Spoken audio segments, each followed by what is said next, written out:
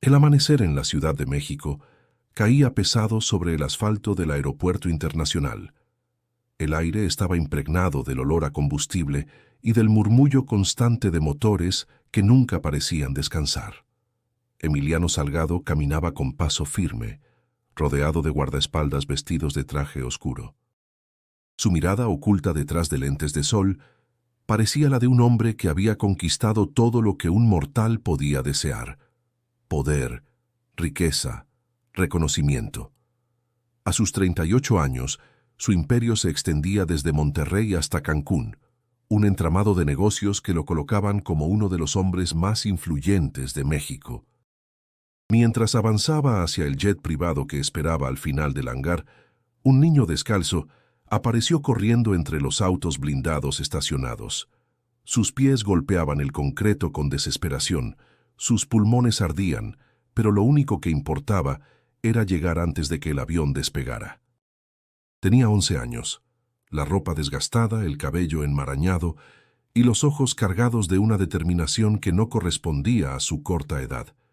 Nadie lo esperaba allí, nadie lo conocía, pero su voz desgarró el silencio como un trueno. «¡No subas al jet!», gritó, con un aliento entrecortado pero con una fuerza que hizo que todos se giraran. «¡Tu hermano puso una bomba!». El eco de aquellas palabras rebotó en las paredes metálicas del hangar. Por un instante, todo se congeló. Los escoltas reaccionaron de inmediato, corrieron hacia el niño, lo sujetaron con violencia y lo empujaron contra el suelo. «Es un loco, señor, no lo escuche», dijo uno de ellos tratando de apartar la atención de Emiliano. Pero el magnate, en lugar de seguir caminando hacia la escalerilla del jet, se detuvo. Su mano se aferró al maletín de cuero que llevaba y su respiración se hizo más lenta. Los gritos del niño continuaron, desesperados, mientras intentaba zafarse. «Se lo juro, lo escuché con mis propios oídos. Si sube, no vuelve a bajar». Emiliano no dijo nada al principio. Observó al pequeño con detenimiento. Había algo en esos ojos, no la típica mentira de alguien que busca dinero rápido, sino una verdad cruda, tan dolorosa como inesperada. «¿Cómo puede saber este niño algo de mi hermano?», pensó. La seguridad insistía en que lo ignorara, que todo era una farsa, pero el nombre de Iván, su hermano menor, retumbó en su cabeza como un tambor. En ese instante, Emiliano levantó la mano ordenando que se detuvieran. Su voz sonó fría, calculada, pero con un leve temblor escondido en el fondo. «Revisen el avión. Ahora». Los escoltas se miraron entre sí, confundidos. No acostumbraban discutir las órdenes de Emiliano, así que corrieron a cumplir. La tensión en el aire se volvió sofocante. El rugido de un avión despegando en la pista cercana apenas lograba disimular el silencio expectante. El niño, todavía sujetado por dos guardias, respiraba agitado, con lágrimas mezclándose con el sudor de su frente.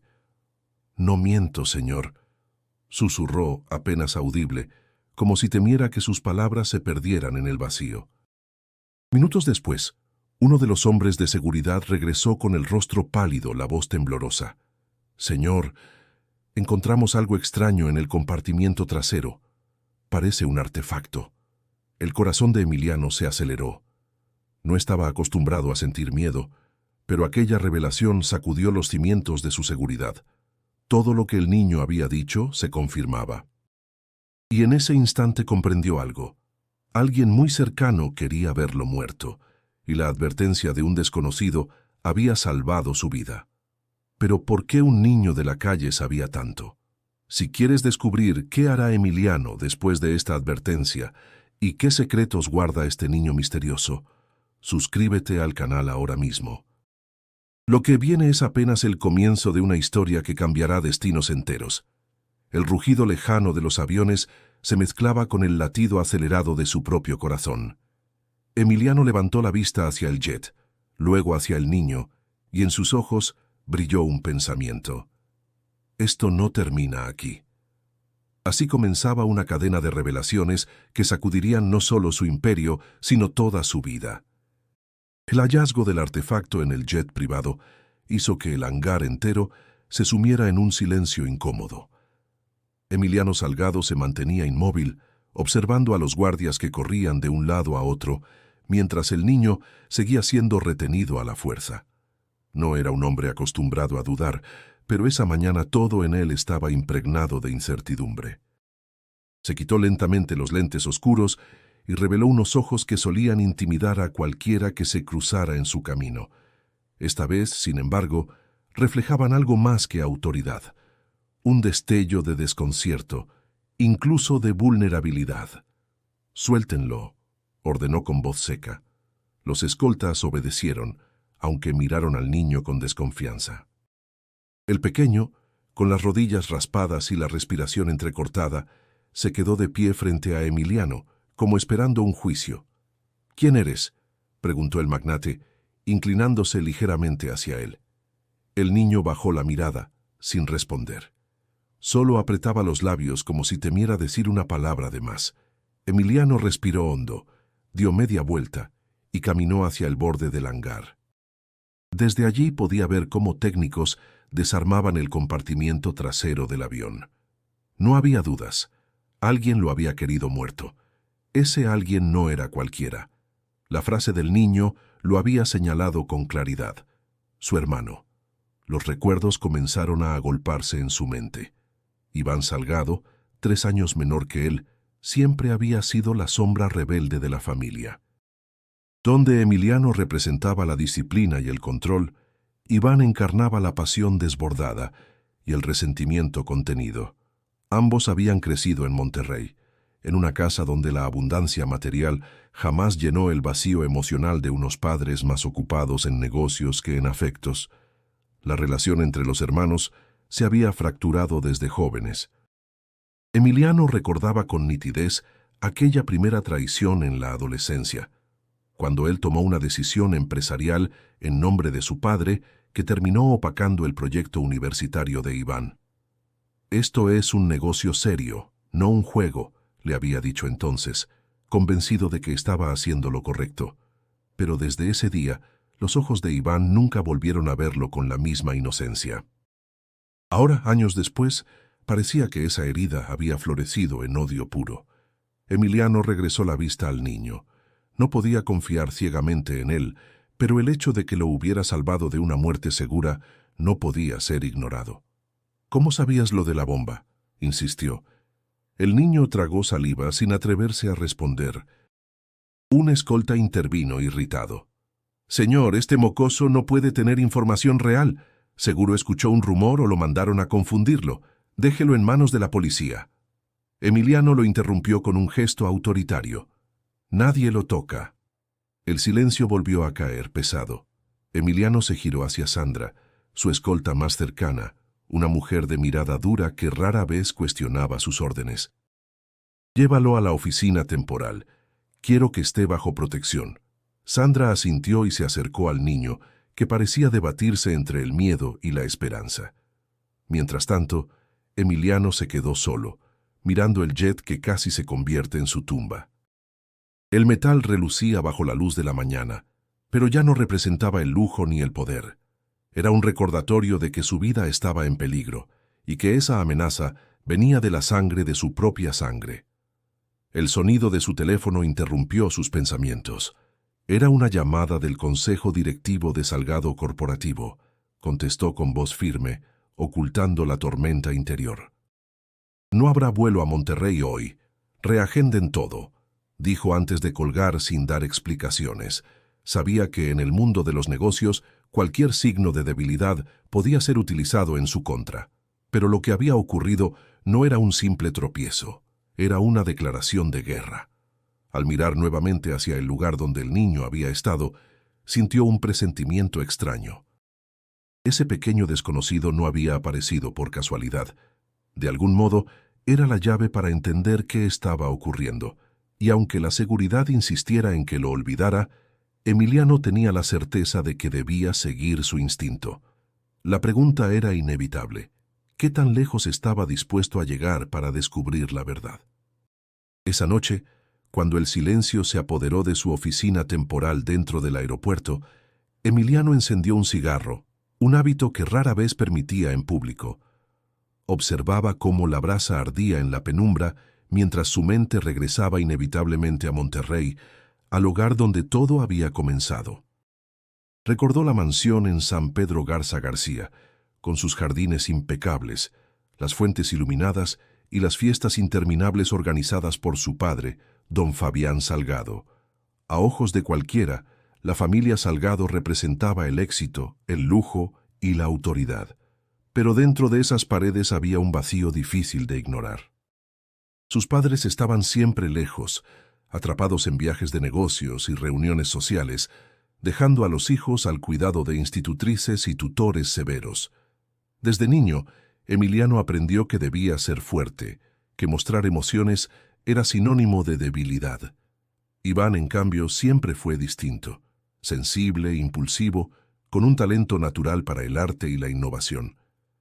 Mientras Emiliano se encerraba en la biblioteca, repasando informes financieros a los 12 años, Iván pasaba horas dibujando máquinas imposibles en servilletas o escapándose a la plaza para tocar guitarra con desconocidos.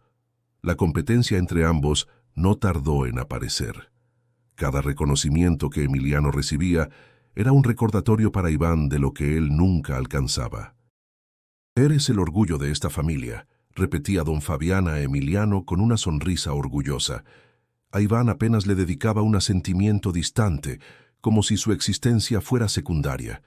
Un recuerdo se clavó con especial fuerza. Emiliano tenía 17 años cuando su padre le confió cerrar un acuerdo con una compañía de Monterrey. Iván, emocionado, le había pedido participar con un proyecto de diseño que había preparado durante meses, pero Emiliano, temiendo que el fracaso de su hermano afectara la negociación, lo excluyó sin darle oportunidad de presentar su idea. «No arriesgaré lo que mi padre ha construido por tus caprichos», le dijo Emiliano esa tarde con frialdad. Iván lo miró con una mezcla de rabia y dolor. «Tú no entiendes nada, Emiliano. Para ti todo es dinero, números y control. ¿Qué hay de lo que uno sueña?» «Los sueños no pagan facturas», respondió él, convencido de estar en lo correcto. Aquella conversación marcó un quiebre definitivo. Iván dejó de confiar en él y comenzó a construir un resentimiento que con los años se convertiría en un muro imposible de derribar. El recuerdo de su madre también apareció en la memoria de Emiliano. Una mujer elegante, distante, que parecía vivir más pendiente de la sociedad regiomontana que de los abrazos de sus hijos. «No hagan ruido, su padre está trabajando», era la frase que más escuchaban de ella. En esa frialdad materna, Iván buscaba afecto en cualquier rincón, mientras Emiliano aprendía a endurecerse aún más. Ahora, con la brasa del cigarro consumiéndose entre sus dedos, Emiliano se dio cuenta de que todos esos años de silencios y competencias no habían sido simples episodios familiares. Habían sido la semilla de un odio que ahora amenazaba con matarlo. Un golpe en la puerta interrumpió sus pensamientos. Sandra entró con gesto serio. «El niño está dormido, bajo vigilancia. No ha querido hablar». Emiliano asintió, sin apartar la vista de la ventana. Monterrey brillaba en su memoria como una ciudad llena de promesas incumplidas. «Sandra, ¿tú crees en el destino?», preguntó de pronto, en un tono poco común en él. Ella lo miró con sorpresa. «Creo en decisiones, y en que cada una trae consecuencias». Emiliano apagó el cigarro con fuerza.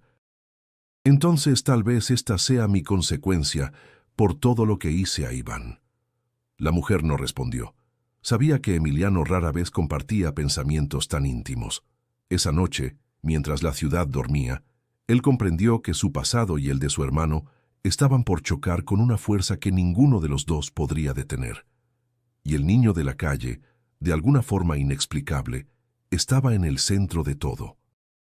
La mañana siguiente, Emiliano apenas había dormido un par de horas. Su mente seguía atrapada en los recuerdos de Monterrey y en la mirada intensa de aquel niño que le había salvado la vida. Sabía que no podía dejarlo ir, que debía entender quién era y por qué conocía los planes de su hermano. En la oficina improvisada del aeropuerto, Sandra le entregó un reporte con la eficiencia que siempre la caracterizaba. «Señor, ya investigamos. Al parecer, el niño fue visto en un albergue de la colonia Doctores. Vive allí a ratos, entra y sale, no tiene familia conocida. Emiliano arqueó una ceja. ¿Un albergue? ¿Y cómo demonios termina un niño de la calle sabiendo más que mis propios hombres de seguridad? Eso es lo que debemos descubrir, respondió Sandra sin titubear. El magnate se levantó, se ajustó el saco y tomó una decisión poco común. Ir él mismo. No confiaba en delegar algo tan delicado. Ordenó que prepararan un convoy discreto, sin la ostentación habitual de camionetas blindadas que solían anunciar su presencia. El camino hacia la colonia Doctores fue un contraste brutal con la opulencia a la que estaba acostumbrado. Calles estrechas, paredes grafiteadas, olor a fritanga mezclado con humo de escape. Niños jugando descalzos entre autos viejos, mujeres vendiendo tamales en la banqueta, hombres bebiendo cerveza a plena mañana. Era un México que Emiliano conocía solo de lejos, a través de cifras y estadísticas que le presentaban en juntas. Ahora lo tenía frente a los ojos. Al llegar al albergue, un sacerdote de rostro cansado lo recibió. Vestía una sotana manchada por el paso del tiempo y los hombros encorvados por las preocupaciones de demasiados años. «Ustedes buscan a Mateo, ¿verdad?», preguntó, antes de que Emiliano dijera palabra. El nombre cayó como un peso sobre la conversación. Emiliano lo repitió en voz baja como saboreando un enigma. «Mateo. Sí, es él». El sacerdote los guió por un pasillo estrecho hasta un patio donde varios niños jugaban con una pelota vieja. Entre ellos, Emiliano reconoció de inmediato al pequeño que había gritado en el hangar. Estaba más limpio que la última vez, pero sus ojos seguían teniendo esa mezcla de miedo y desafío. Cuando lo vio, Mateo se congeló. La pelota rodó hasta una esquina y él dio un paso atrás como un animal acorralado. «No vine a hacerte daño», dijo Emiliano, con un tono más suave del que sus propios escoltas habían escuchado jamás. Mateo lo observó con desconfianza. «Usted tiene guardaespaldas y traje caro. Los de traje caro nunca vienen a ayudar». Sandra dio un paso adelante, molesta por el comentario, pero Emiliano levantó la mano para detenerla. «Solo quiero hablar contigo». El niño negó con la cabeza. «No tengo nada que decir». El sacerdote intervino entonces, con voz serena. «Mateo, recuerda lo que hablamos. A veces callar puede ser más peligroso que hablar». El niño apretó los labios. Emiliano, percibiendo la resistencia, sacó de su bolsillo una fotografía enmarcada en cristal, la misma que guardaba de su familia. En ella aparecía él junto a Iván en una fiesta de hace más de 10 años. «¿Reconoces a este hombre?», preguntó señalando a su hermano. Los ojos de Mateo se abrieron con terror. La respuesta no necesitó palabras. Su cuerpo entero se tensó y retrocedió un paso más, como si esa imagen lo quemara. Emiliano entendió al instante que el niño sabía mucho más de lo que aparentaba. No era coincidencia, no era rumor. Había visto o escuchado algo directamente relacionado con Iván. Pero antes de que pudiera presionarlo, Mateo susurró apenas audible: «Si hablo, me matan». El viento sopló fuerte sobre el patio, levantando polvo y hojas secas. Emiliano lo miró fijamente y por primera vez en años sintió que el control no estaba en sus manos. Ese niño tenía la clave y al mismo tiempo cargaba un miedo que solo podía provenir de haber estado demasiado cerca del peligro. Lo único seguro era que no podía dejarlo ir. Mateo se sentó en una silla de madera dentro de la pequeña oficina del albergue. Sus manos, nerviosas, jugueteaban con una cuerda deshilachada que había encontrado en el suelo. Emiliano, frente a él, lo observaba con paciencia inusual. Sandra se mantenía cerca, con los brazos cruzados como una sombra protectora y vigilante. El silencio era tan pesado que el niño sentía que el aire se le atoraba en la garganta. Por fin, Emiliano habló con calma. «No voy a obligarte, Mateo, pero necesito entender. Lo que sepas puede salvarme la vida». El niño lo miró con una mezcla de rabia y miedo. «¿Y de qué me sirve a mí salvarlo? A los niños como yo nunca nos salvan». Las palabras le golpearon a Emiliano más de lo que esperaba. Aún así, no mostró reacción. Solo inclinó ligeramente la cabeza, invitándolo a continuar. Mateo respiró hondo, cerró los ojos y comenzó a hablar en voz baja, como si las paredes pudieran traicionarlo. Yo vivía en la calle, en un crucero de insurgentes, limpiaba parabrisas, vendía chicles, lo que fuera para no morirme de hambre. Hace unas semanas, una camioneta negra se detuvo. Pensé que querían darme dinero, pero no. Me subieron a la fuerza. Sus manos temblaban mientras relataba. Me llevaron a una bodega en la colonia obrera. Allí había hombres armados y uno que parecía ser el jefe. Lo llamaban ingeniero. Yo tenía miedo, pero no podían dejarme ir porque ya había visto demasiado. Me obligaban a barrer, a llevar recados, como si fuera invisible. Pero yo escuchaba todo. Emiliano se inclinó hacia adelante, con el ceño fruncido. ¿Qué escuchaste, Mateo? El niño dudó unos segundos. Luego señaló la foto que Emiliano todavía sostenía, la misma donde aparecía Iván. Ese hombre... él fue. Entró varias veces a la bodega. Hablaba con el ingeniero de poner una bomba en su avión. Decían que la primera no salió como esperaban, que habría un segundo intento. Sandra reprimió un insulto entre dientes. Emiliano, en cambio, sintió un vacío helado en el estómago. ¿Estás seguro de que era él?, preguntó con un hilo de voz. Mateo asintió. No lo olvido. Tenía la misma voz, la misma manera de caminar. Lo vi discutir con los demás. Él decía que era la única manera de quedarse con todo lo que le debía a su familia. Emiliano apretó los puños sobre la mesa. Las piezas encajaban con dolorosa claridad. El niño continuó, esta vez con lágrimas contenidas. Yo logré escapar una noche. El ingeniero se distrajo con el celular y la puerta quedó abierta. Corrí hasta que mis pies sangraron. Nadie me creyó, ni en el albergue ni en la calle. Todos decían que deliraba. Solo me quedó esperar, hasta que lo vi a usted en el hangar, y tuve que gritar. El silencio volvió a llenar la sala. Emiliano respiraba hondo, conteniendo la furia y el desconcierto.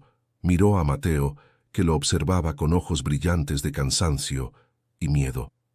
«Eres valiente, Mateo», dijo finalmente, con voz grave. El niño se encogió de hombros. «No soy valiente.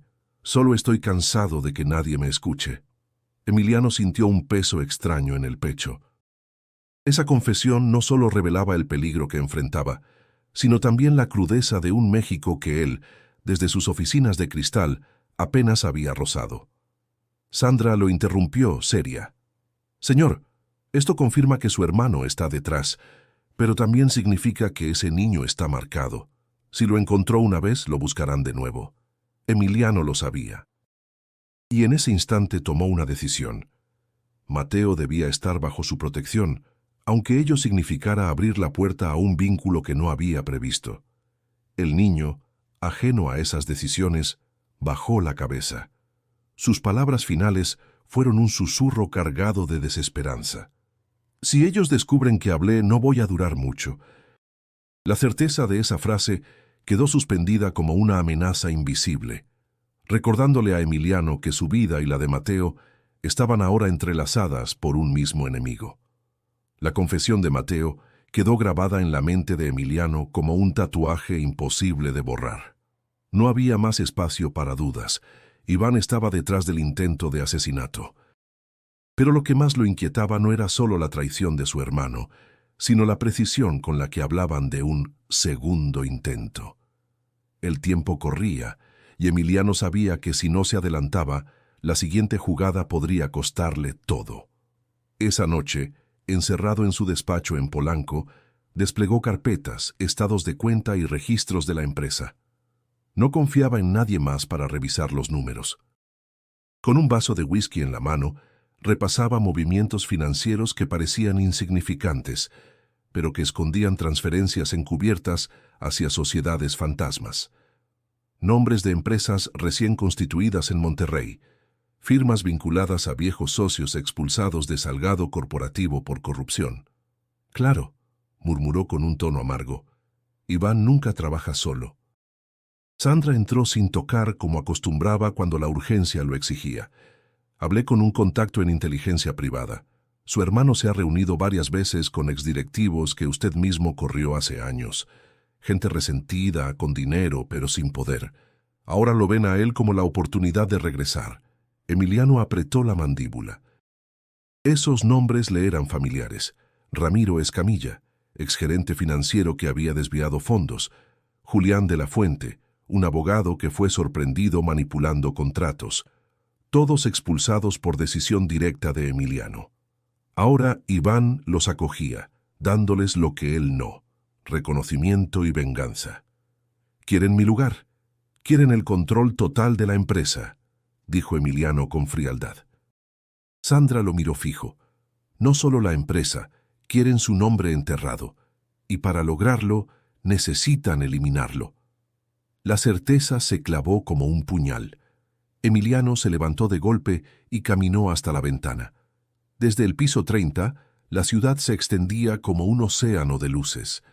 Durante años había pensado que nada ni nadie podía tocarlo. Ahora comprendía que el enemigo no estaba afuera, sino en su propia sangre. Mateo, sentado en un sillón al otro extremo de la oficina, los observaba en silencio. Su pequeña figura contrastaba con el lujo del lugar. No parecía un niño en ese momento, sino un testigo incómodo de una verdad demasiado grande para él.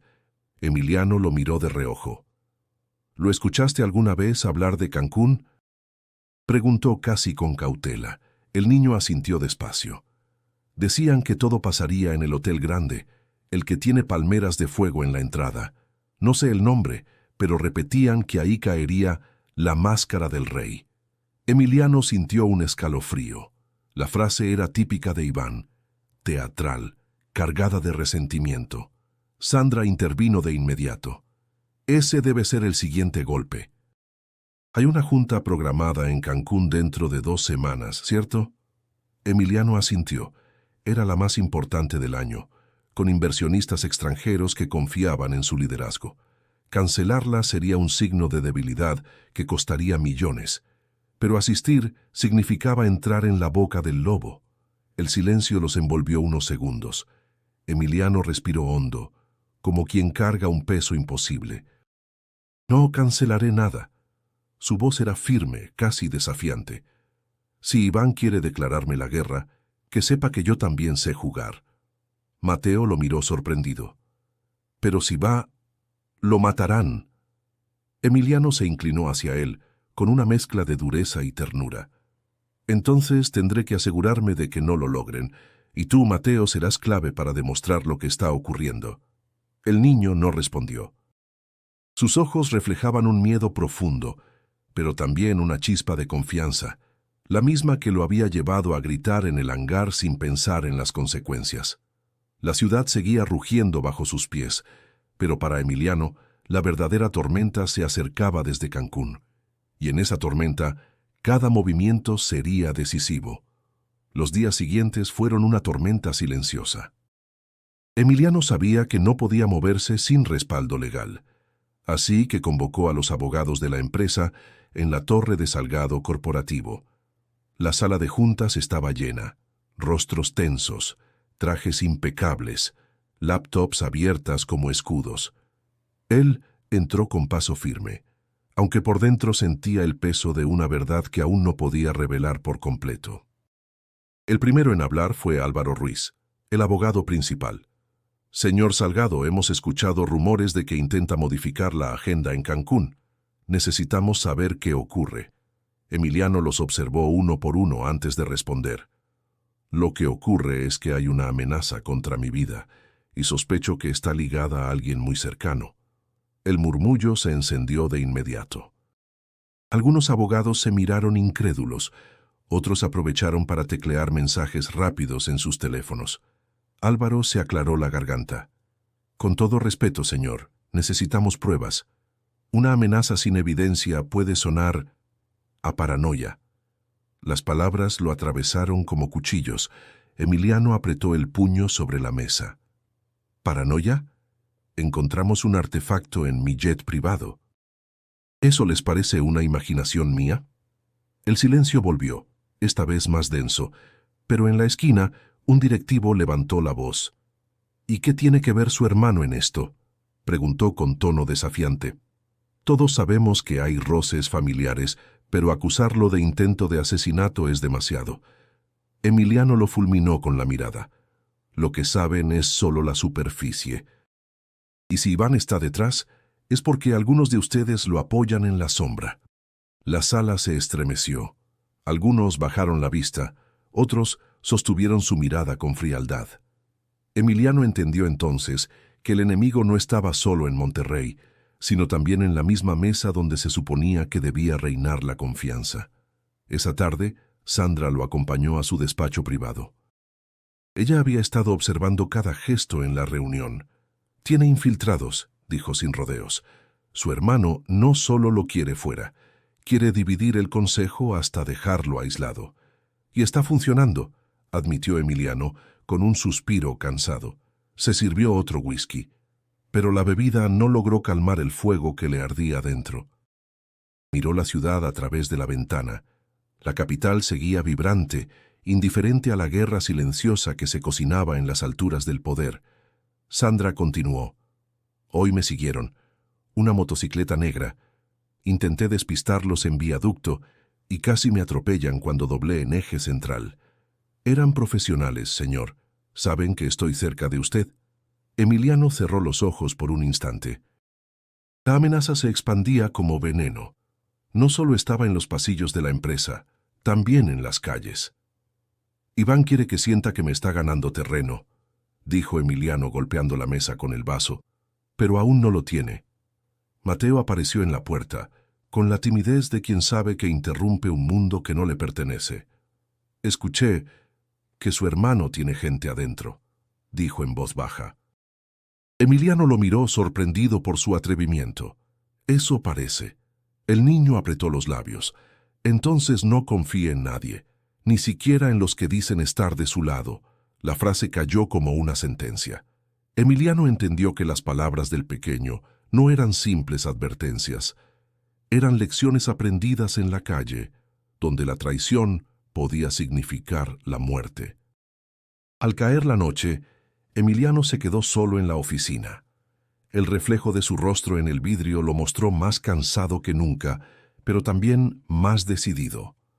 No podía dejar que las lealtades divididas lo doblegaran. Si el consejo dudaba de él, encontraría otra forma de enfrentarse a Iván. Porque aunque la tormenta lo rodeara por todos lados, había algo que Emiliano no estaba dispuesto a conceder: el control de su destino. El amanecer trajo consigo una llamada que sacudió a Emiliano más que cualquier reunión con abogados o amenazas veladas. Sandra entró a su despacho con el rostro tenso, un papel en la mano. «Señor, Mateo desapareció anoche del albergue». El silencio que siguió fue brutal. Emiliano dejó caer la pluma con la que firmaba documentos y se levantó de inmediato. «¿Cómo que desapareció?», preguntó con la voz áspera, casi quebrada. «¿Se escapó o alguien lo sacó? Nadie lo sabe. El sacerdote dice que lo vio inquieto durante la tarde y al caer la noche ya no estaba en su cama». Emiliano caminó de un lado a otro con pasos pesados.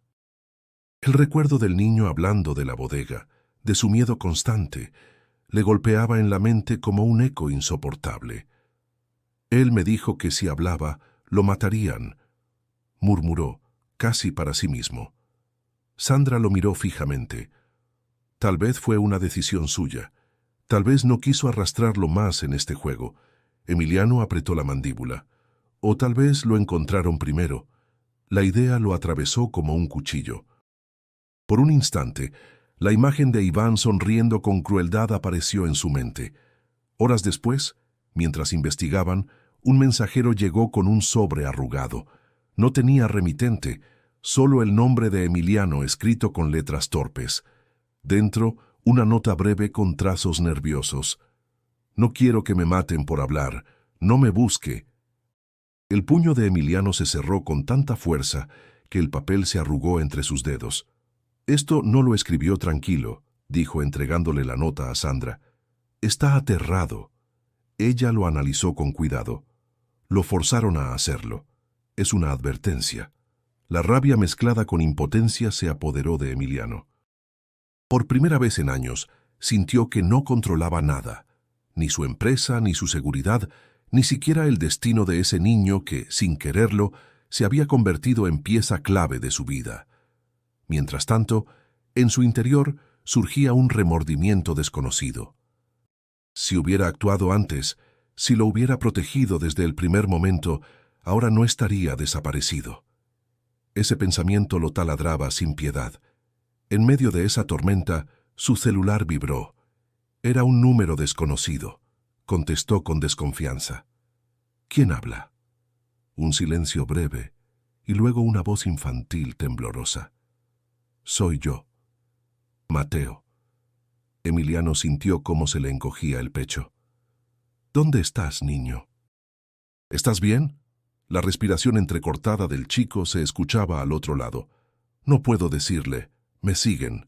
No confíe en nadie, ni siquiera en los de traje que lo cuidan. La llamada se cortó de golpe. Emiliano quedó mirando el teléfono, paralizado. Sandra le puso una mano en el hombro.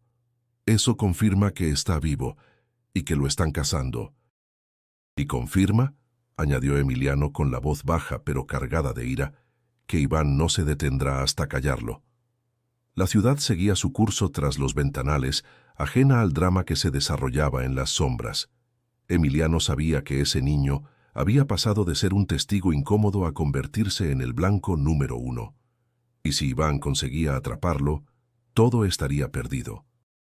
La pregunta ya no era si podía protegerlo. La verdadera pregunta era si estaba dispuesto a arriesgarlo todo para hacerlo. El eco de la llamada se repetía en su mente. No confíe en nadie. Y por primera vez en mucho tiempo, Emiliano sintió que esas palabras podían aplicarse incluso a su propio mundo. La finca familiar en las afueras de Monterrey permanecía casi intacta, como un recuerdo congelado en el tiempo. Los muros altos, los árboles frondosos, la entrada de piedra con el escudo de los Salgado tallado en hierro forjado. Todo evocaba la grandeza de un apellido que ahora estaba en ruinas por dentro. Emiliano no pisaba ese lugar desde la muerte de su padre. Sin embargo, sabía que ahí encontraría a Iván. El aire del norte era seco, cargado de polvo y calor. Emiliano bajó del vehículo con Sandra a su lado. No llevaba un ejército de guardaespaldas. Esta vez quería mirarlo a los ojos sin intermediarios. Cada paso hacia la puerta principal era un recordatorio de su infancia. Las carreras en el jardín, las discusiones en la mesa, los silencios interminables de sus padres. La puerta se abrió antes de que tocara. Iván estaba ahí, con la misma sonrisa sarcástica de siempre, aunque ahora su mirada destilaba una mezcla de cinismo y resentimiento. Vestía ropa sencilla, pero se movía con la arrogancia de quien se sabe en control. «Hermano», dijo con un tono burlón, «al fin decidiste visitarme. Pensé que ya no recordabas esta casa». Emiliano lo observó con frialdad. «Dejemos los juegos, Iván. Sé lo que intentaste hacer». El menor se rió, un sonido seco que resonó en el pasillo. «¿Intenté? Siempre tan dramático, Emiliano. ¿De verdad crees que necesito ponerte una bomba para destruirte? Tú solito te encargas de hacerlo con tus decisiones». Sandra se tensó, lista para intervenir, pero Emiliano levantó una mano para detenerla. «Había un artefacto en mi avión, y tú estabas en una bodega planeando el segundo intento. No lo niegues». Iván dio unos pasos hacia él, mirándolo directo a los ojos. «No lo niego. Pero tampoco lo confirmo. ¿Sabes por qué? Porque no importa. Lo que importa es que siempre fuiste el hijo perfecto, el heredero intocable, mientras yo era la sombra. Tú me quitaste mi lugar desde que éramos niños». La voz de Iván subió de tono, cargada de años de frustración. «Papá nunca me miró con orgullo. Mamá apenas recordaba mi cumpleaños. Y tú, Emiliano, tú fuiste quien se encargó de enterrarme cada vez que tuve una idea, un sueño, una oportunidad. ¿Ahora te sorprende que quiera lo que me corresponde?» Emiliano lo escuchaba con un nudo en la garganta, aunque no lo demostraba. Sus palabras eran un eco de viejas culpas que prefería ignorar. «Lo que te corresponde», respondió con firmeza, «lo tuviste siempre al alcance. Pero elegiste el resentimiento en lugar del trabajo. Iván sonrió con amargura. No, hermano, tú me obligaste a elegir, me cerraste las puertas, me dejaste como un invitado en mi propia familia. El silencio se apoderó de la estancia. El reloj antiguo marcaba los segundos como si cada uno fuera un latigazo. Emiliano respiró hondo. Esto ya no es solo un pleito entre hermanos. Has involucrado a personas inocentes. Niños, Iván, ¿qué tan bajo piensas caer? Los ojos de Iván brillaron con un destello inquietante. Yo no planeé que llegara tan lejos. Quería destruir tu reputación, no tu vida. Pero hay hombres detrás de mí que no se conforman con menos. Y ahora, aunque quisiera detenerlos, ya no puedo. La confesión cayó como un trueno. Emiliano lo entendió en ese instante. Su hermano no era el único enemigo. Había una red más amplia, más peligrosa, con intereses que superaban los celos fraternales. Iván se inclinó hacia él y murmuró casi al oído: «No confíes en nadie, ni siquiera en mí». Emiliano lo miró con una mezcla de furia y compasión.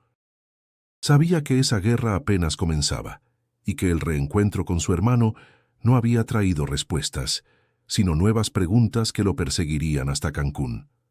La confesión velada de Iván no le dio paz a Emiliano.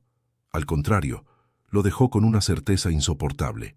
El próximo ataque sería mucho más grande, y no estaba en condiciones de detenerlo solo. Esa noche, de regreso en la capital, reunió a Sandra en la sala privada de su departamento. Sobre la mesa había papeles, fotografías, planos de hoteles en Cancún. Emiliano hablaba con voz firme, aunque su semblante denotaba un cansancio feroz. La junta en Cancún sigue en pie. Vendrán inversionistas de Estados Unidos, de España, de Japón. Si algo ocurre ahí, no solo perderé la empresa. El país entero sabrá que los Salgados son un blanco fácil. Sandra repasó los documentos. El Hotel Gran Sol. Conozco el lugar. Seguridad privada. Pero nada que detenga a alguien con recursos como los que mueve su hermano. Emiliano la interrumpió. No es solo mi hermano. Hay otros detrás, lo admitió. La mujer lo miró en silencio, como evaluando el peso de esa verdad. Entonces estamos contra una red entera. El ambiente se volvió más tenso. Emiliano se dejó caer en el sillón, masajeándose las sienes. ¿Y cómo peleas contra sombras?, preguntó, casi para sí mismo. En ese momento tocaron la puerta. Era un investigador privado al que había contactado hacía años para trabajos delicados. Dejó un sobre la mesa y se retiró sin decir palabra. Dentro había fotografías de un hombre, rostro enjuto, gafas gruesas, traje barato. «El ingeniero», dijo Sandra reconociéndolo de inmediato. El informe detallaba sus movimientos: reuniones secretas en bodegas de Cancún, viajes breves a Monterrey, pagos en efectivo de cuentas ligadas a sociedades fantasma. Era la pieza que conectaba a Iván con un plan mayor. Emiliano apretó los dientes. Él es quien armó la bomba del avión, y si está en Cancún, el siguiente golpe es inevitable. Mateo, que había regresado bajo protección tras su breve desaparición, escuchaba desde una esquina. Con voz temblorosa intervino. «Yo lo vi. Siempre llevaba un maletín gris. Decía que ahí guardaba el futuro. Nunca lo abría delante de nadie». El recuerdo hizo que Emiliano se inclinara hacia él. «¿El futuro?», el niño asintió. «Decía que con eso usted ya no sería el rey». El silencio cayó sobre la sala. La frase confirmaba que la bomba en Cancún no era una simple especulación. Era una sentencia. Sandra rompió la tensión. «Tenemos menos de 2 semanas. Debemos viajar antes, estudiar el hotel, encontrar la bomba». Emiliano negó con la cabeza. «No podemos levantar sospechas. Si cancelamos o nos adelantamos demasiado, ellos sabrán que estamos sobre la pista, y entonces lo moverán todo». El niño lo observó con ojos grandes, llenos de miedo. «Si va, lo pueden matar». Emiliano sostuvo su mirada. «¿Y si no voy? Lo habrán logrado sin disparar un solo tiro». El reloj marcaba las 11 de la noche. Afuera la ciudad seguía rugiendo con vida, pero dentro de esas paredes la presión crecía como una olla a punto de estallar. Emiliano sabía que cada segundo era crucial. Finalmente, se puso de pie y recogió los papeles. Iremos a Cancún, pero no para ser víctimas, iremos para adelantarnos. Sandra asintió decidida. Entonces será una carrera contra el tiempo. Mateo, en silencio, comprendió que su papel aún no había terminado. Lo que había escuchado en aquella bodega lo perseguía como un eco imposible, y sabía que, en Cancún, tendría que enfrentarlo de nuevo. El destino ya estaba escrito. Cancún sería el escenario de la verdad. Cancún brillaba bajo el sol como una postal perfecta. El mar turquesa, las palmeras alineadas en la avenida Kukulcán y los hoteles de lujo desbordados de turistas extranjeros parecían ajenos a la tormenta que se gestaba en silencio. Emiliano llegó acompañado de Sandra y un reducido equipo de confianza, decidido a mantener la discreción. El Hotel Gran Sol, con su fachada de cristal y columnas de mármol, estaba preparado para recibir a los inversionistas internacionales. Desde la entrada, el olor a perfume caro y cloro de alberca impregnaba el aire. Emiliano recorrió el lobby con paso firme, pero por dentro cada fibra de su cuerpo estaba alerta. La reunión se llevaría a cabo en el salón principal, un espacio adornado con lámparas de cristal y alfombras importadas. Los empresarios hablaban de cifras millonarias, brindaban con copas de vino y sonreían para las cámaras. Solo Emiliano parecía cargado de sombras. Sandra, siempre atenta, murmuró a su lado: «Demasiada calma. Algo no cuadra». Él la sintió sin apartar la vista del lugar. Había aprendido a reconocer el peligro cuando se disfrazaba de normalidad. De pronto, entre la multitud, Emiliano vio una silueta que no esperaba. Mateo. El niño estaba en el lobby, sucio, con la ropa arrugada, respirando con dificultad. Había llegado solo, como si hubiera corrido kilómetros. Emiliano lo tomó del brazo con firmeza, llevándolo a un rincón apartado. «¿Cómo llegaste aquí?» «Se suponía que estabas bajo protección». El niño apenas podía hablar, jadeando. «Escapé, porque escuché que hoy sería el final». Sus palabras helaron a Emiliano. Sandra se inclinó hacia él, apremiante. «¿Dónde, Mateo? ¿Dónde está la bomba?» El chico cerró los ojos y trató de recordar. En el aire, en los ductos. Escuché al ingeniero decir que nadie miraría ahí. Emiliano comprendió al instante. El sistema de ventilación. La bomba estaba oculta en lo más invisible del hotel. Sin levantar sospechas, Sandra se comunicó con su equipo por radio. Ordenó revisar discretamente las instalaciones, mientras Emiliano mantenía a los inversionistas tranquilos. El reto era doble: evitar el pánico y detener el ataque. Mateo se aferraba a la manga de Emiliano. «No podemos salir sin hacer nada. Si explota, todos morirán». El magnate lo miró fijamente. En ese instante no vio a un niño abandonado, sino a un aliado, alguien que cargaba más valor del que muchos hombres en su empresa habían demostrado jamás. Minutos después, uno de los agentes de Sandra apareció con el rostro desencajado. «Lo encontramos. El artefacto está en el sistema central, conectado al temporizador. No queda mucho tiempo». El corazón de Emiliano se aceleró. ¿Cuánto? Menos de 20 minutos. La tensión en la sala aumentaba. Mientras tanto, los inversionistas seguían brindando, ajenos a que estaban sentados sobre un polvorín. Sandra lo tomó del brazo. «Tenemos que evacuar ya». Emiliano negó con la cabeza. «Si corremos ahora, todo se sabrá y el caos será peor. Hay que sacarlos uno por uno, con excusas». Los siguientes minutos fueron una coreografía de control. Sandra inventó una falsa alarma sanitaria. El personal del hotel comenzó a guiar discretamente a los invitados hacia los pasillos. Y Emiliano fingió recibir una llamada urgente para apartarse del grupo. Mateo, nervioso, susurraba: «¿Y si no alcanzamos?» Emiliano le apretó el hombro. «Lo alcanzaremos». El eco de esas palabras era más una promesa que una certeza. Cuando parecía que todo marchaba según lo planeado, un nuevo problema surgió. Alguien había activado manualmente el temporizador de la bomba. Los minutos se redujeron de golpe a apenas 5. El ingeniero estaba en el edificio. Emiliano lo supo al instante y entendió que Cancún no era solo el escenario de un ataque, era la trampa definitiva. El reloj corría implacable. 5 minutos. Solo 5 para que todo el hotel se convirtiera en un infierno. Emiliano sintió como el aire se volvía pesado, cargado de una tensión insoportable. Sandra recibió el informe de su equipo por radio. Está en el cuarto de mantenimiento, conectado al sistema de ventilación. El temporizador ya no se puede detener desde fuera. El sudor corría por la frente de todos. Emiliano tomó una decisión inmediata. Evacúen al resto, yo iré. Sandra lo detuvo con un gesto brusco. No, señor, usted no. Yo. Sandra, no discutas. Ella lo miró fijamente, con esa mezcla de lealtad y obstinación que siempre la caracterizaba. Toda mi vida entrené para esto. Usted no. Si algo le pasa, no solo pierde su vida, pierde la empresa, el legado, incluso a Mateo. Déjeme a mí.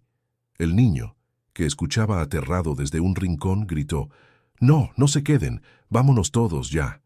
Emiliano se agachó frente a él, tomándole las manos. «Mateo, a veces huir no es suficiente. Si no detenemos esto, muchos morirán». El niño temblaba, incapaz de responder. Emiliano lo abrazó brevemente, como si ese gesto pudiera infundirle valor. Luego miró a Sandra con determinación. «Si entras tú, yo también». Ella negó con la cabeza. «No hay tiempo para heroísmos. Yo lo haré». Y sin esperar más, tomó el radio, ordenó la última fase de evacuación y se lanzó hacia el cuarto de mantenimiento. Emiliano quiso seguirla, pero un par de hombres de confianza lo sujetaron. «Suéltame», rugió, intentando liberarse. Sandra giró la cabeza una última vez. Su mirada fue clara. «Confía en mí». Los segundos pasaban como cuchilladas. Emiliano abrazó a Mateo y lo guió hacia una salida trasera. Los pasillos estaban vacíos, resonaban con las alarmas y el eco de pasos apresurados. Afuera, el viento salado del Caribe golpeaba sus rostros. Mateo lloraba. «¿Y si no vuelve?» Emiliano lo sostuvo firme. «Volverá». Pero en el fondo el miedo lo corroía. Dentro, Sandra se abría paso entre conductos de metal y cables improvisados. El artefacto estaba ahí, un maletín gris conectado al sistema de ventilación, con luces rojas que parpadeaban cada vez más rápido. Su entrenamiento militar le dictaba cada movimiento: cortar, desactivar, mantener la calma. La voz de Emiliano resonaba en su mente: «No lo hagas sola». Pero lo hacía, porque entendía que alguien debía cargar con ese peso. 3 minutos. Emiliano afuera no podía quedarse quieto. El rugido del mar se mezclaba con el latido en su pecho. Mateo lo observaba, desesperado. «Va a morir por usted». El magnate apretó los dientes. Cada palabra del niño era un golpe directo a su conciencia. Dentro, Sandra respiraba profundamente, calculando cada segundo. Recordó sus días de servicio, las misiones donde un error significaba el fin. Ahora no había margen. 1 minuto. El sudor caía en su frente, sus manos firmes sobre los cables. Cortó uno. Silencio. La luz roja parpadeó con violencia. 30 segundos. Otro corte. La máquina emitió un pitido agudo. Sandra cerró los ojos un instante, luego se lanzó sobre el temporizador y arrancó el núcleo improvisado. El contador se detuvo en seco. 0002. El silencio fue absoluto. Afuera, Emiliano sintió cómo el aire regresaba a sus pulmones. Luego vio a Sandra salir, cubierta de polvo y con la respiración agitada. El niño corrió hacia ella y la abrazó. Emiliano se acercó despacio, con el corazón latiendo con fuerza. Sandra, aún jadeando, lo miró con una sonrisa cansada. «Le dije que lo lograría». Emiliano la sostuvo por los hombros, mirándola con una mezcla de gratitud y dolor. «Me salvaste más de lo que crees». Esa noche, mientras Cancún recuperaba la calma y los turistas regresaban a sus risas, Emiliano supo que la guerra con Iván estaba lejos de terminar. pero también entendió que había encontrado en Sandra y Mateo más que aliados, un motivo real para luchar. El día después del atentado frustrado, los periódicos y noticieros de todo el país ardían con titulares: intento de ataque en Cancún, magnate Salgado bajo amenaza. Aunque el hotel intentó minimizar el escándalo, la verdad era imposible de contener. Y para sorpresa de Emiliano, los primeros rumores no lo debilitaban, lo fortalecían. La imagen de un hombre que había sobrevivido a un complot comenzaba a generar simpatía pública. Sin embargo, en privado, Emiliano sabía que la batalla apenas se abría. Las autoridades federales, presionadas por la magnitud del caso, habían iniciado operativos en Monterrey y en Cancún. Entre los capturados apareció el ingeniero, traicionado por uno de los mismos socios que lo financiaba. Bajo interrogatorio confesó todo: la bodega, los pagos, los nombres e incluso el vínculo directo con Iván Salgado. Cuando Emiliano recibió la noticia, guardó silencio largo rato. Sandra lo observaba desde el otro extremo del despacho. «Su hermano está acorralado», dijo ella con voz neutra. Emiliano no respondió de inmediato. Al fin murmuró: «No puedo alegrarme de eso». Días después, la policía confirmó el arresto de Iván en Monterrey. Fue sacado de una finca, esposado, frente a cámaras que transmitieron la escena en vivo. El país entero vio a los hermanos Salgado enfrentados en extremos opuestos. Uno como empresario sobreviviente, el otro como traidor acusado de conspiración y terrorismo. Mateo, sentado en la sala, vio la noticia por televisión. Al ver el rostro de Iván bajó la mirada. «Tenía odio en los ojos», susurró. Emiliano le revolvió el cabello con suavidad.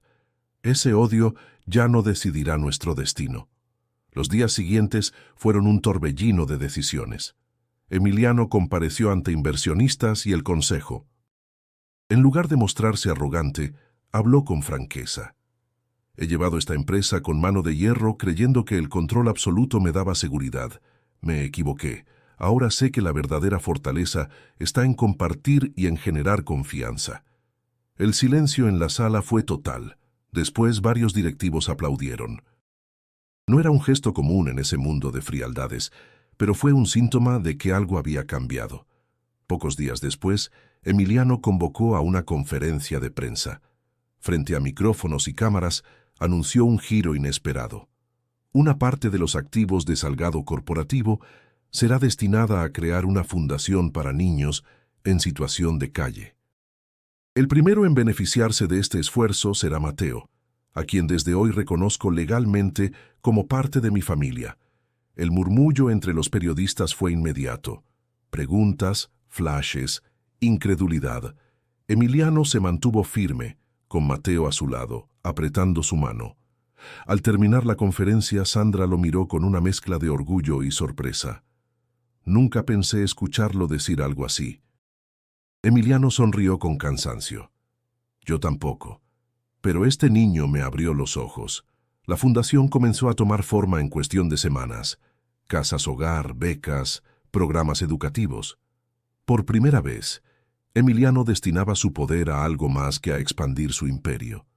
Mateo lo acompañaba en cada reunión, tímido al principio, pero poco a poco ganando confianza.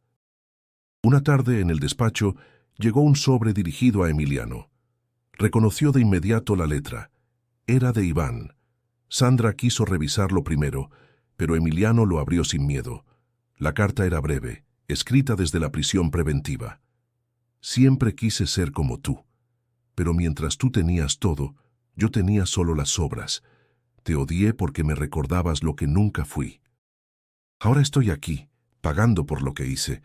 Tal vez algún día entiendas que el odio fue mi forma de pedir ayuda». Emiliano cerró los ojos al leer esas palabras. Un nudo se formó en su garganta.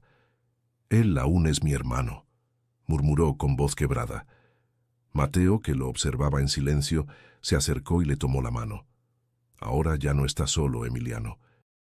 El magnate lo miró y comprendió que aquel niño no era solo un testigo de su salvación, sino la brújula que lo guiaba hacia un nuevo rumbo. El eco de la carta de Iván seguía retumbando en la mente de Emiliano, incluso días después de haberla leído. Cada palabra era una daga, y al mismo tiempo un espejo que le mostraba heridas antiguas que nunca quiso reconocer. En la oficina de la fundación recién inaugurada, las risas de los niños llenaban los pasillos, pero dentro de él, el silencio pesaba más que nunca. Mateo lo observaba desde la puerta, con la naturalidad de quien ya lo consideraba familia. «¿Todavía piensas en él, verdad?», preguntó con tono serio. Emiliano levantó la vista de la carta y suspiró. «Sí, pienso en todo lo que pudo haber sido distinto». El niño se acercó, arrastrando una silla para sentarse frente a él. «Yo también pienso en mis papás a veces, pero si me quedo ahí, en lo que ya no existe, me pongo triste, y luego no puedo avanzar». Emiliano lo miró, sorprendido por la sabiduría de esas palabras.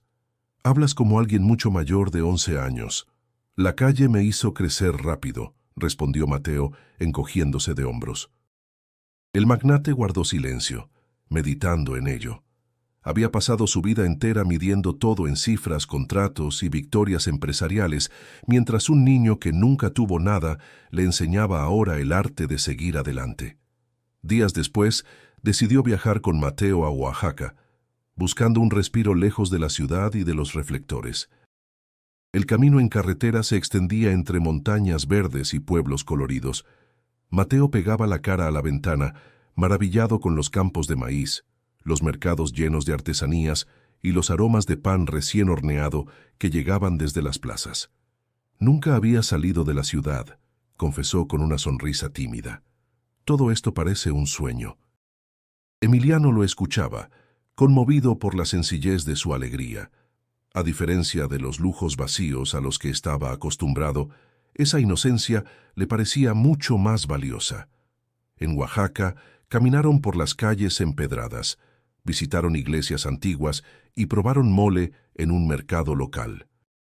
El contacto con la gente sencilla, con sus miradas francas y sus palabras sin dobleces, le recordó a Emiliano lo que había olvidado, que la verdadera riqueza no estaba en los rascacielos, sino en la dignidad de las personas. Una noche, mientras observaban el cielo estrellado desde la terraza de un hostal, Mateo rompió el silencio. «¿Crees que tu hermano cambie algún día?». Emiliano tardó en responder. «No lo sé. Tal vez no, pero quiero creer que sí». «¿Y si no cambia?», insistió el niño. El magnate lo miró fijamente. «Entonces el que tiene que cambiar soy yo». Esa confesión lo golpeó con fuerza. Por primera vez aceptaba que la redención no dependía de Iván, sino de sus propias decisiones. Durante el viaje, Emiliano comenzó a escribir en un cuaderno viejo que compró en un mercado artesanal. No eran informes ni estrategias, sino pensamientos personales, culpas, recuerdos, esperanzas. Descubrió que necesitaba soltar lo que había guardado durante décadas. Una tarde, sentado bajo un ahuehuete, leyó en voz baja una de esas reflexiones. «Toda mi vida pensé que la victoria era dominar a los demás. Hoy entiendo que la verdadera victoria es aprender a perdonar, incluso cuando el perdón parece imposible». Mateo, que jugaba cerca, lo escuchó sin querer y sonrió. «Eso suena bonito». Emiliano lo miró con ternura.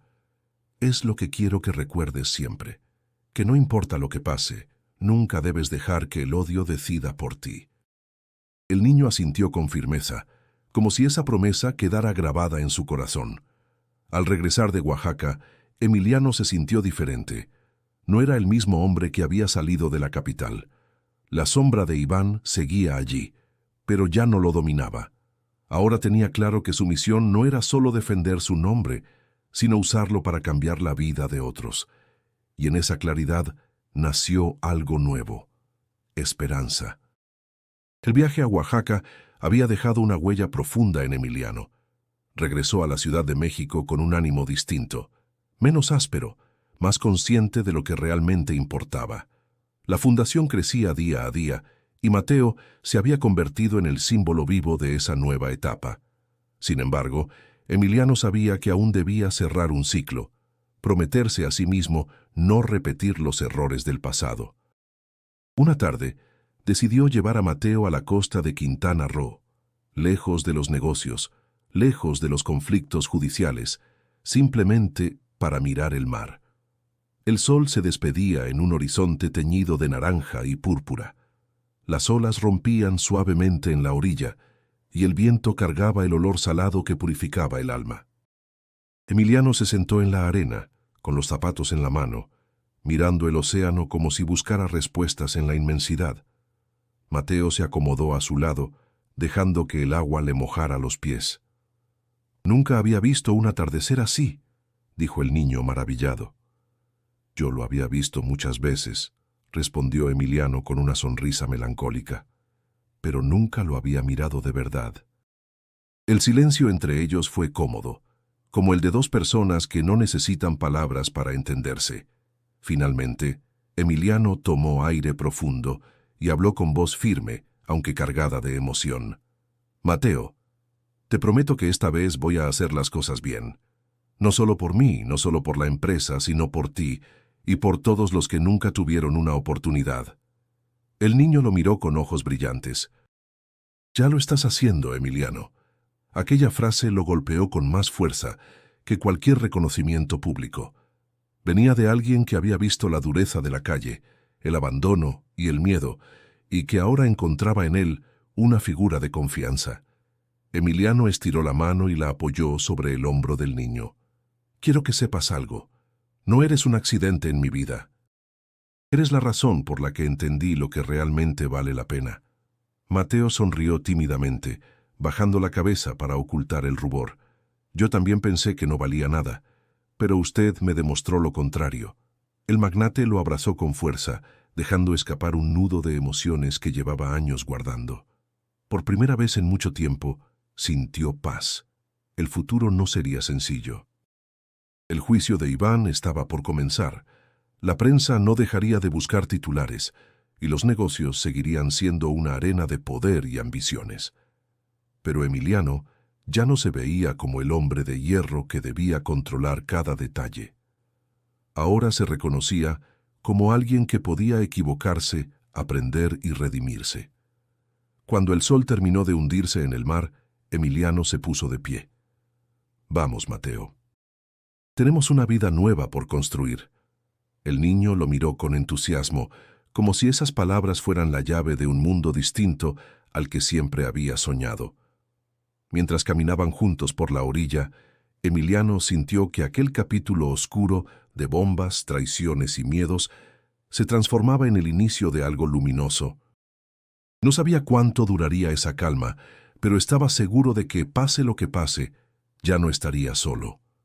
Y así, en la brisa cálida del Caribe, comprendió que el poder verdadero no estaba en los contratos ni en los millones, sino en la capacidad de proteger y amar a quienes confían en ti. Si esta historia te conmovió y quieres seguir conociendo relatos impactantes como este, no olvides suscribirte al canal. Haz clic en el video sugerido que aparece en tu pantalla ahora mismo y continúa descubriendo historias que te atraparán desde el primer minuto.